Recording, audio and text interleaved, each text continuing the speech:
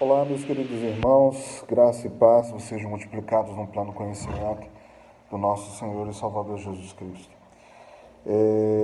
Nós estivemos reunidos online no grupo dos anciãos. A princípio, nós tínhamos definido que iríamos mandar fazer apenas uma mensagem semanal com a membresia. E a próxima mensagem seria no sábado próximo com o nosso querido pastor Luciano. Entretanto, devido a algumas considerações feitas pelo irmão David, o acesso que teve o sermão dele ontem, e também vários irmãos depois procurando e procurando tirar algumas dúvidas, e a gente percebeu a necessidade de, quem sabe, manter essa assistência, mesmo que seja uma assistência um pouco menor, mas manter essa assistência para a igreja, tentando alimentar a igreja num contexto mais particular, num contexto mais, diria eu, num contexto mais pertinente, específico da nossa igreja. É óbvio que a Novo Tempo e os outros canais que a igreja disponibiliza já oferece um serviço que vai nos alimentar, mas nós não queremos deixar as nossas ovelhas sem esse contato. Então, antes da programação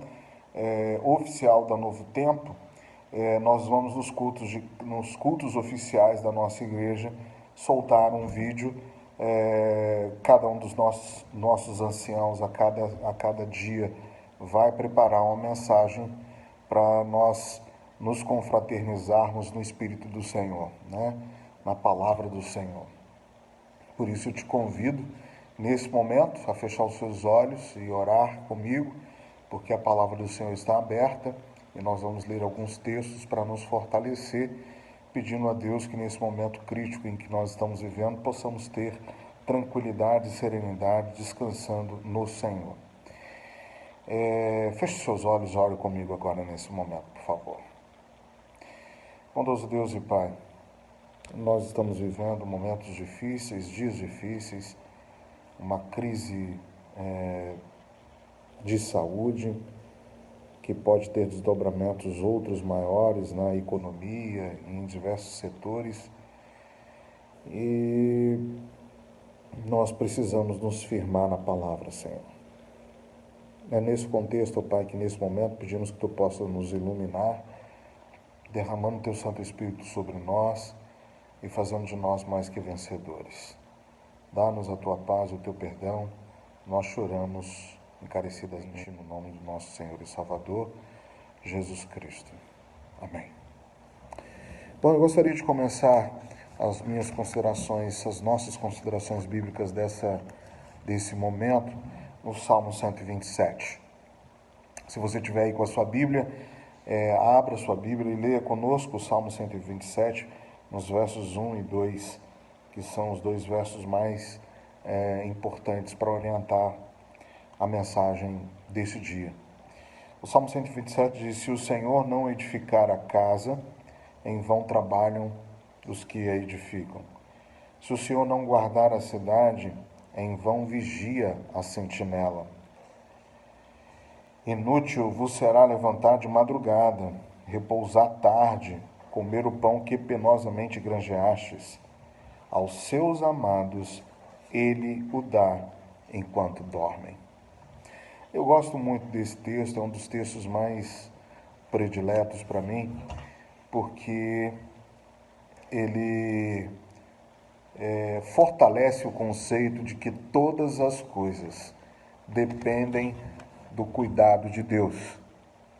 É óbvio que essa situação nos promove medo, né? Eu estava pesquisando um pouquinho sobre o medo, e é natural a gente ter medo quando a gente conhece o potencial do inimigo e desconhece o potencial do nosso exército. Eu me lembrei do contexto de Eliseu, que estava com um jovem caminhando com ele, era um jovem, uma espécie de uma escola de profeta, e esse jovem estava aprendendo a ser um profeta com Eliseu. E em um determinado momento ele vê o acampamento dos sírios e a quantidade de cavalos, de carros de guerra, deixa esse garoto amedrontado. E ele chega para o Senhor, está lá em 2 Reis, se você depois quiser acompanhar, você pode nos acompanhar nesse texto sagrado. Está em 2 Reis, capítulo 6, no verso 15. Tendo-se levantado muito cedo, o moço do homem de Deus e saído, eis que tropas, cavalos e carros haviam cercado a cidade. Então o moço lhe disse: Ai, meu senhor, que faremos? Ele respondeu: Não temas, porque são mais os que estão conosco do que os que estão com eles. E aí o verso 17 é interessante, porque Eliseu, ele ora a Deus, pedindo a Deus para que abra os olhos do jovem. Ele diz no verso 17, orou Eliseu e disse: Senhor, peço-te que ele abra os olhos para que veja. O Senhor abriu os olhos do moço e ele viu que o monte estava cheio de cavalos e carros de fogo em redor de Eliseu. Então, nesse momento, ele se tranquiliza, né? Meio que dizendo assim, agora eu conheci realmente a potência do nosso exército, que é muito mais potente do que o exército dos sírios. Bom, irmãos, essa situação, ela é complicada, né? Nós estamos vivendo dias difíceis, estamos conhecendo cada dia uma novidade com relação a esse vírus, mas eu diria que nós não podemos nos paralisar. Eu procurei no dicionário da nossa língua o significado de medo, e o medo, ele pode até ter uma função de fazer com que você se movimente, né? Mas se você se paralisar no medo, as coisas tendem a complicar. A gente não pode ficar paralisado, nós temos que confiar no Senhor. Embora nós temos um inimigo que a gente está conhecendo. Ontem para ontem foram 800 mortos lá na Itália, né? E a gente, é assustador você assistir aqueles caminhões carregando, transportando os caixões, porque não há lugar para enterrar tanta gente simultaneamente. Realmente é assustador, é amedrontador, né? A gente fica com medo. Mas isso não deve nos amedrontar, né? Isso deve fazer com que nós nos aproximemos ainda mais de Deus e reconheçamos que Ele realmente tem todo o poder, toda a autoridade, né? E aí o medo, a gente vai descobrindo, né, que o medo, na verdade, ele só serve para contaminar as pessoas com outras pessoas. Lembra do caso de Gideão? Ele tinha 32 mil homens, e o Senhor falou com ele: olha, Gideão, tem muita gente contigo, não dá para eu trabalhar com você com tanta gente, o pessoal vai achar que eles que ganharam a guerra. Então faz o seguinte, manda os tímidos e os medrosos para casa. Esse não serve para estar no meio do exército. E de cara, dos 32, baixou para 10 mil homens. 22 mil homens com medo voltaram para casa. Por quê? Porque o Senhor não podia trabalhar com tanta gente medrosa, e o medo realmente só atrapalha. A gente precisa confiar no Deus Todo-Poderoso. Recordam-me ainda do caso de Josué, né? Quando Josué teve que adentrar Canaã, né? Moisés não pôde acompanhar a entrada de Canaã. E o primeiro grande obstáculo de Josué foram os muros de Jericó, né? Uma muralha tremenda, né? Assustadora era a muralha.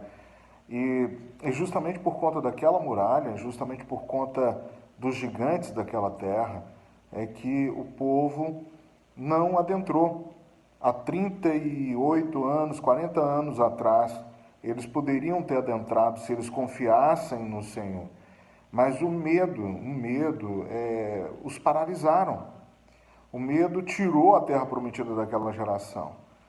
Então, o medo, ele, nesse momento agora, ele deve fazer nos aproximar do Senhor, porque ao contrário do medo, quando nós nos aproximarmos do Senhor, nós vamos sentir confiança, vamos ter certeza da confiança que podemos ter nesse Deus Todo-Poderoso que dirige todas as coisas. E foi o que aconteceu com Josué. A vitória de Josué nos muros de Jericó foi uma vitória o quê? Sobrenatural. Foi Deus que atuou ali, não tem outra explicação. Rodear a cidade por 7 dias, né, com os sacerdotes tocando as trombetas, carregando a arca da aliança, e no último dia, após a última volta, a muralha virou ao chão. Que explicação tem a não ser para dizer que realmente o Deus Todo-Poderoso atuou ali, né? Foi sobrenatural ali, não tem outra explicação para essas muralhas virem ao chão.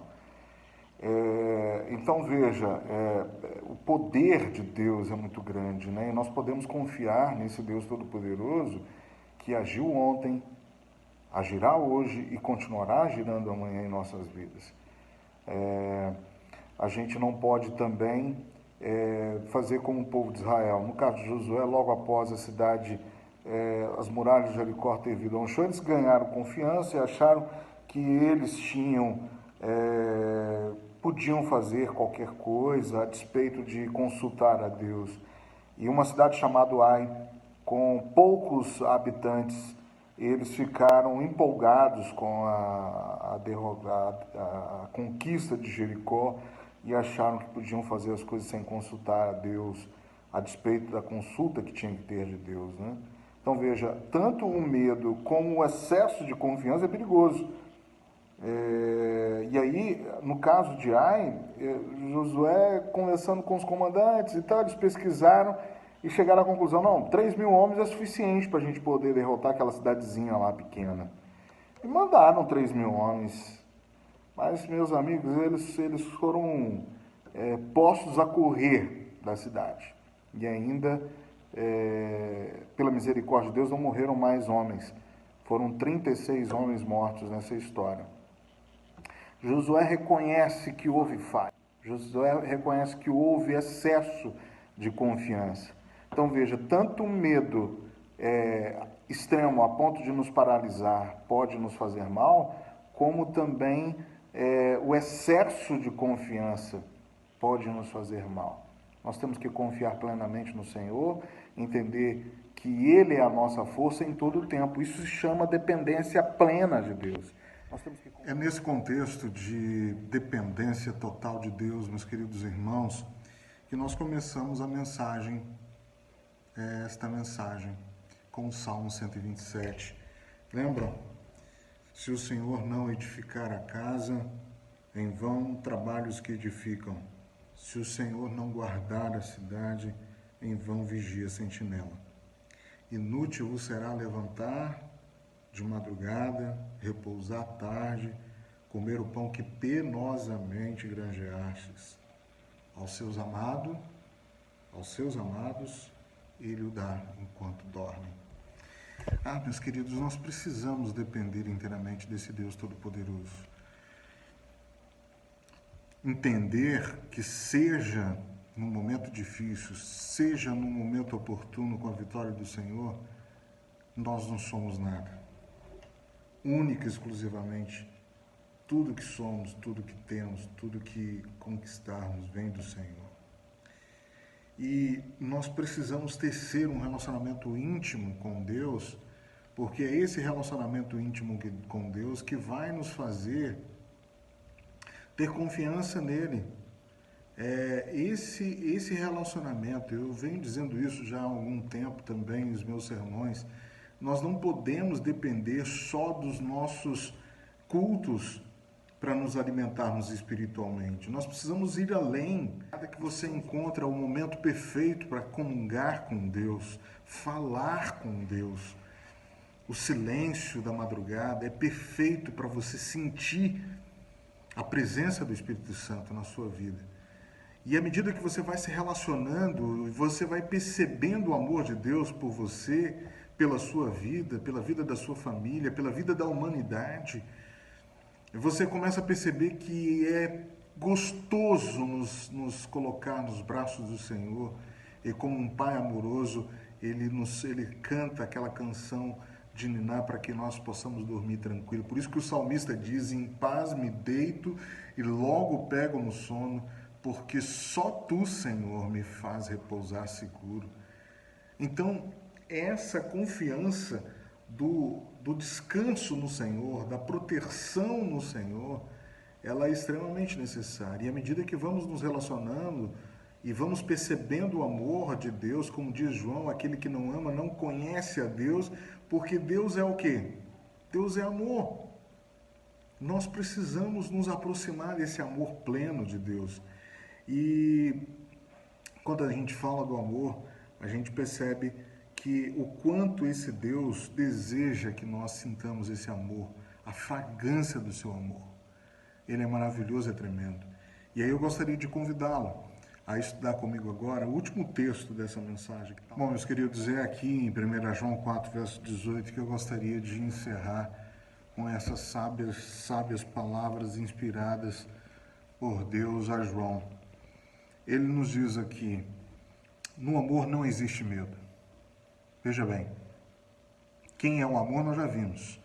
Aquele que não ama não conhece a Deus, porque Deus é amor. Então veja, no amor não existe medo. Em Deus não há possibilidade do medo. Antes, o perfeito amor lança fora o medo.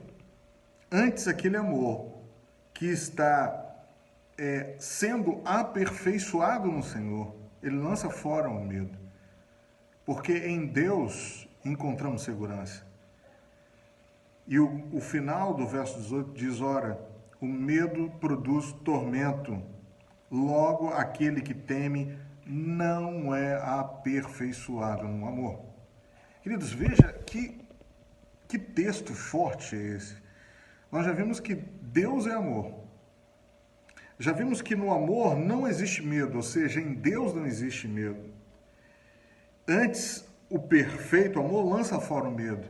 E se o medo está te produzindo tormento, logo, aquele que teme não é aperfeiçoado no amor. Ou seja, nós precisamos nos aperfeiçoar. É natural, como uma campainha de segurança, ficarmos amedrontados, ficarmos questionando como pode ser ou como deixou de ser. Queridos, nós temos que nos relacionar com Deus a ponto de entendermos que Ele verdadeiramente é o amor. É a fonte básica de todo amor. E quando nós nos aproximarmos desse amor, nós não vamos sentir medo, porque Ele nos ama. E Ele nos quer bem. Lembra lá do texto lá? Pedi e dá-se-vos-á. Porque qual pai que vai, quando o filho chegar e pedir pão, vai lhe dar pedra? Não tem como. Vai pedir carne, vai lhe dar cobra? Não tem como. Esse Deus de amor, a sua essência é amor. Portanto, meus irmãos, esse Deus maravilhoso, Ele deseja que nos aproximemos dEle. Ele quer ver o nosso bem, né? E nós precisamos nos relacionar com Ele. E talvez se estamos sentindo um medo paralisante agora nesses tempos, seja o momento justamente de despertarmos. Talvez eu e você estamos sendo despertados para um momento crucial de nossas vidas. E nós precisamos nos relacionar com esse Deus, porque o amor lança fora o medo. Quem é o amor é Deus, nós já vimos isso. Estou sendo repetitivo porque nós precisamos nos aperfeiçoar em Deus, ou nos aperfeiçoarmos no amor. Caso contrário, nós não vamos alcançar a vida eterna. É nesses momentos críticos que estamos vendo as cenas finais desse mundo. Estamos sendo preparados para aquele momento em que a porta da graça vai se fechar. Não quer você também se aperfeiçoar no amor? Então venha comigo e descubra um Deus amoroso, grandioso, que deseja te salvar. Feche seus olhos e ore comigo e lance fora todo medo, toda angústia, toda ansiedade nesse Deus Todo-Poderoso. Santo Deus e Pai, oramos ao Senhor em nome de Jesus, para que o Senhor nos fortaleça nesse momento de crise. O planeta está em crise, Pai. E nós precisamos ser aperfeiçoados no Teu amor. Por favor, Senhor Deus, nos dê o Teu perdão e ajude-nos a sermos mais que vencedores por Cristo Jesus. Por favor, ó Pai, tire de nós toda ansiedade, todo medo, toda angústia e ajude-nos a depositarmos a nossa confiança em plena em Ti. Dá-nos a tua paz, dá-nos o teu perdão. Nós choramos em nome de Jesus. Amém, Senhor.